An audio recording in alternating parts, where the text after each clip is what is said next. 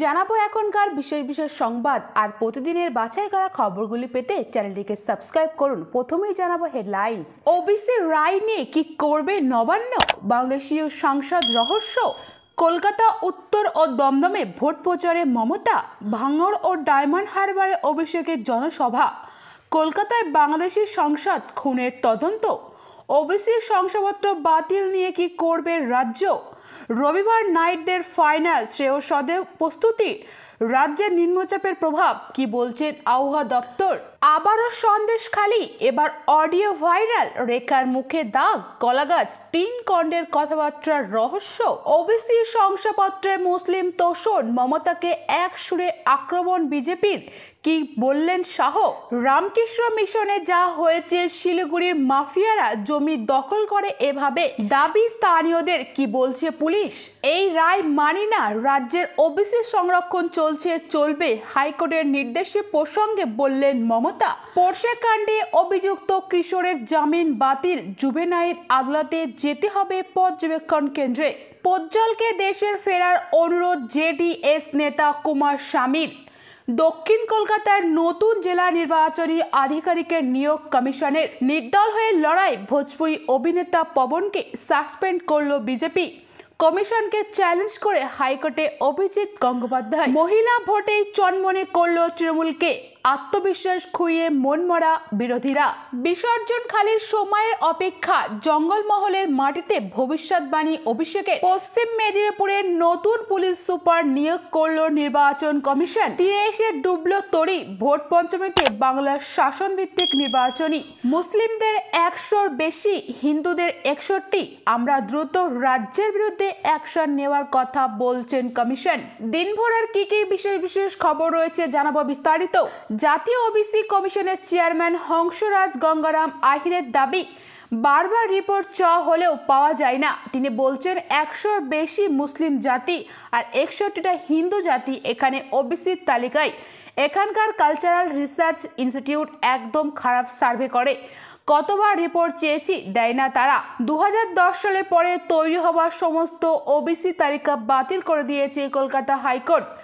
বিচারপতি তপব্রত চক্রবর্তী, বিচারপতি Rajasekhar মান্থার division bench, বাতিল হয়ে গেছে 5 লক্ষ ওবিসি সার্টিফিকেট, তা নিয়ে জোর চাপানোউতর চলছে নাগরিক মহলে, বিতর্ক দ্বারা বেঁধেছে রাজনীতির আঙিনাতেও। এরই মধ্যে সাক্ষাৎকারে বিস্ফোরক দাবি করলেন জাতীয় ওবিসি কমিশনের চেয়ারম্যান হংসরাজ গঙ্গারাম আহির। তার দাবি, পশ্চিমবঙ্গে 1 বছরে অনেক জাতিকে ওবিসি অন্তর্ভুক্ত করা হয়েছিল, যার নিয়ম বিরুদ্ধ। গুরুতর অভিযোগ করছেন মুখ্য সচিবের বিরুদ্ধেও, রাজ্যের বিরুদ্ধে দূরত্ব পদক্ষেপের কথাও বলছেন তিনি। সাক্ষাৎকারে হংসরাজ বলেন, এখন মুখ্য সচিব কখনো সহযোগিতা করে না, আমরা রাজ্যের বিরুদ্ধে পদক্ষেপ করব। কত রিপোর্ট চেয়েছি পাইনি, এরা অসম্মান করে। সাক্ষাৎকারে তিনি আরও বিস্ফোরক দাবি করলেন, ওবিসি তালিকায় কোনো জাতিকে জুড়তে গেলে যে নিয়ম মানতে হয়, যেভাবে রিপোর্ট তৈরি করতে হয়, তার কোনো কিছুই করা হয়নি, সেটাই এখন সামনে এসেছে। হাইকোর্ট মেনে নিয়েছে কোনো জাতিকে ওবিসি তালিকায় আনতে গেলে তার একটা সার্ভে করতে হয়, রিপোর্ট তৈরি করতে হয়। কালচারাল রিসার্চ ইনস্টিটিউট ওই কাজ করে, কিন্তু তারা ঠিকভাবে কাজ করে না।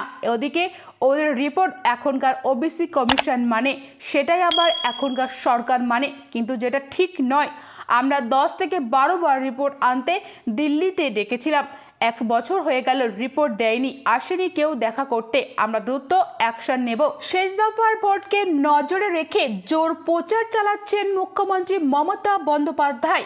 আজ কলকাতার উত্তর এবং দমদম লোকসভা কেন্দ্রে প্রচার করবেন তিনি।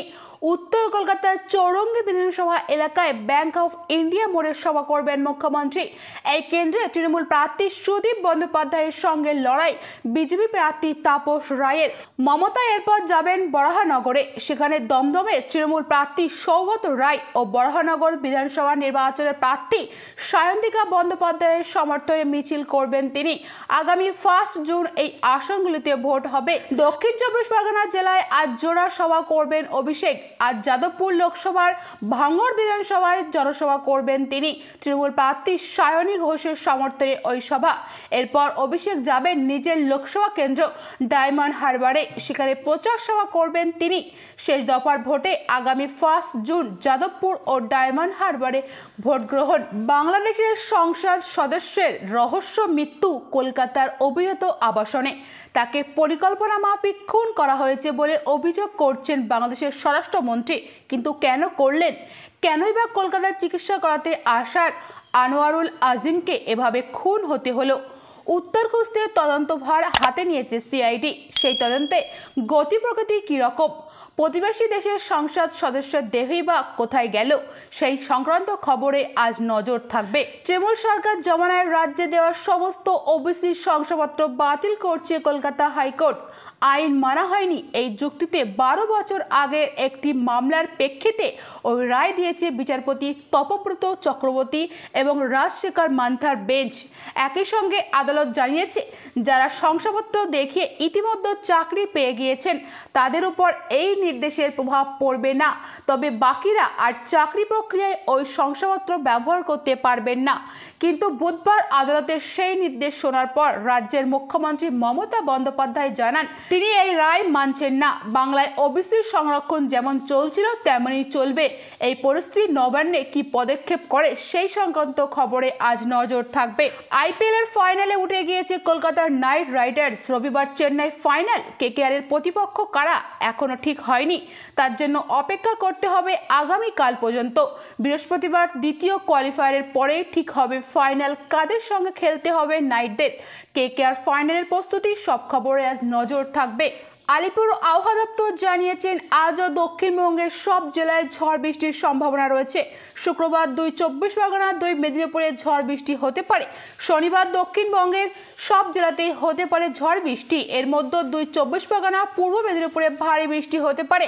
রবিবারও এই 3 জেলায় ভারী বৃষ্টির পূর্বাভাস দিয়েছেন আবহাওয়া দপ্তর। পাশাপাশি দক্ষিণবঙ্গের বাকি জেলাগুলিতেও বৃষ্টির সম্ভাবনা রয়েছে। আজ বৃহস্পতিবার থেকে উত্তরে বৃষ্টির সম্ভাবনা নেই। হাওয়া অফিস জানিয়েছেন, সব ঠিকঠাক চললে শুক্রবার সকালে বঙ্গোপসাগরের ওপর নিম্নচাপ অঞ্চল গভীর নিম্নচাপে পরিণত হতে পারে। তারপর তা বঙ্গোপসাগরের উপর দিয়ে উত্তর পূর্ব দিকে এগোবে। পশ্চিম মেদিনীপুরের নতুন পুলিশ সুপার নিয়োগ করল নির্বাচন কমিশন। মঙ্গলবার থেকেই তিনি দায়িত্ব নেবেন বলে বিজ্ঞপ্তি জারি করে জানিয়েছেন কমিশন। পুলিশ সুপারের দায়িত্ব পেয়েছেন 2016 সালের ব্যাচের আইপিএস অফিসার সোনওয়ানের কুলদীপ সুরেশ। তিনি ব্যারাকপুর পুলিশ কমিশনারের ডিসি সেন্ট্রাল পদে কর্মরত ছিলেন। সোমবারই পশ্চিম মেদিনীপুরের পুলিশ সুপারকে সরিয়ে দেন কমিশন। ওই জেলায় এসপি ছিলেন ধৃতমান সরকার। নির্বাচনের সঙ্গে কোনো সম্পর্ক থাকবে না এমন পদে তাকে বদলি করার নির্দেশ দেন কমিশন।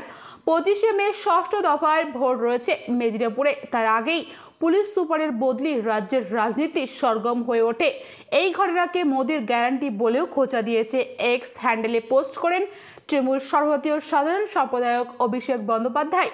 সমাজ মাধ্যমে তিনি লিখেছেন, যে জেলায় বিজেপি নেতাকে হিসাব বহির্ভূত নগদের সঙ্গে ধরছে পুলিশ, সেই জেলারই এসপিকে সরিয়ে দিল কমিশন। এটাই মোদির গ্যারান্টি। সোমবার পশ্চিম মেদিনীপুরের এসপিকে সরানোর আগের দিন অর্থাৎ রবিবারে পুলিশ জেলার এসপিকেও সরিয়ে দেয় কমিশন।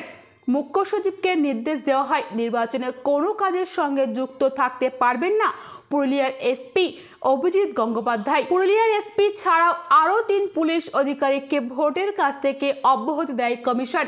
ওই 3 পুলিশ আধিকারিক পূর্ব মেদিনীপুর জেলার কাথি এসডিপিও পদ থেকে সরানো হয় দিবাকর দাসকে। তার জায়গায় সোমবার দায়িত্ব দেওয়া হয় আজহার উদ্দিন খানকে। ওই জেলার পটাশপুর থানার ওসি রাজু কুণ্ডুকে নির্বাচনের কাছ থেকে সরিয়ে দিয়েছেন কমিশন। এছাড়াও ভূপতিনগর থানার ওসিকেও সরিয়ে দিয়েছেন কমিশন। এই ছিল বিস্তারিত সংবাদ। পরবর্তী বিশেষ খবর পেতে চ্যানেলটিকে সাবস্ক্রাইব করুন এবং পাশে থাকা ঘন্টাটি বাজিয়ে দিন, যাতে সবার আগে ভিডিওটি আপনি দেখতে পারেন এবং আপনার গুরুত্বপূর্ণ মতামত নিচে কমেন্টের মধ্যে জানাতে পারেন। Thank you friends, thank you for watching.